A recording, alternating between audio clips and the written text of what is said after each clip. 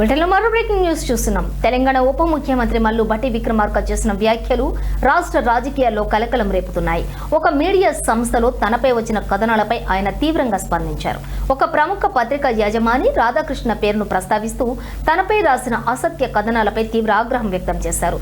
ఇప్పటికైనా ఆ కథనాలు తప్పని రాష్ట్ర ప్రజలకు స్పష్టం చేయాలని, లేదంటే చూస్తూ ఊరుకోనని హెచ్చరించారు.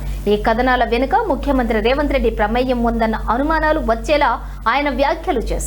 ప్రభుత్వంలో తనకు జరుగుతున్నటువంటి అవమానాలపై ఆయన అసహనం వ్యక్తం చేశారు. నేను రాజకీయాల్లోకి ఎలాంటి చిల్లర పనుల కోసం రాలేదు, నాకు వేరే ఉన్నతమైన ఆలోచనలు ఉన్నాయి అని భట్టి విక్రమార్క స్పష్టం చేశారు. ప్రజాసేవకే తన ప్రాధాన్యత అని ఆయన చెప్పుకొచ్చారు. ఇది తగదు నా ప్రయాణం. ఇప్పటికైనా ఈ వాస్తవాలను గమనించి పెద్దలు రాధాకృష్ణ గారు, ఇప్పటికైనా మీ మీద గౌరవం ఉంది మాకు, ఇప్పటికైనా రాసిన కథనాలన్నీ తప్పుడని వాటిని తిరిగి ప్రపంచానికి తెలంగాణ ప్రజలు తెలియజేస్తారని నేను ఆశిస్తా ఉన్నాను. అలా జరగనప్పుడు నా పరువు ప్రతిష్టలకు భంగం కలిగేటట్టుగా 40 ఏళ్లుగా నేను పోగేసుకున్నటువంటి క్యారెక్టర్ అసాసినేషన్ చేశారు మీరు. ఇది తగదండి మీకు, ఇది తగదు. నా ప్రయాణం చాలా సుదీర్ఘమైనటువంటి ప్రయాణం. ఇక్కడ రావటానికి ఒక్క రోజులో వచ్చిన ప్రయాణం కాదు నాది. ఎన్నో కష్ట నష్టాలు కోర్చి, ఎన్నో వ్యయప్రయాసాలు కోర్చి, ఎన్నో ఒత్తిళ్లను తట్టుకొని నేను ఎడదాకా వచ్చాను. ఆ వచ్చింది ఒక లక్ష్యం కోసం, ఒక సంకల్పం కోసం. నేను ఇటువంటి చిల్లర పనుల కోసం రాలేదు, చిల్లర కార్యకలాపాల కోసం రాలేదు.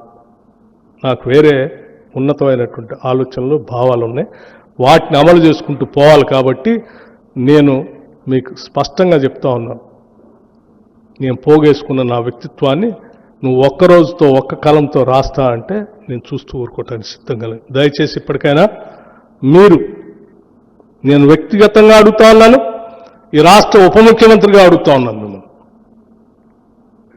రాసిన దాన్ని పొరపాటని మీరు తిరిగి వాస్తవాలన్నీ ప్రచురిస్తారని ఆశిస్తా ఉన్నాను. ఇప్పటికైనా ఈ వాస్తవాలను గమనించి పెద్దలు రాధాకృష్ణ గారు, ఇప్పటికైనా మీ మీద గౌరవం ఉంది మాకు, ఇప్పటికైనా రాసిన కథనాలన్నీ తప్పుడని వాటిని తిరిగి ప్రపంచానికి తెలంగాణ ప్రజలు తెలియజేస్తారని నేను ఆశిస్తా ఉన్నాను.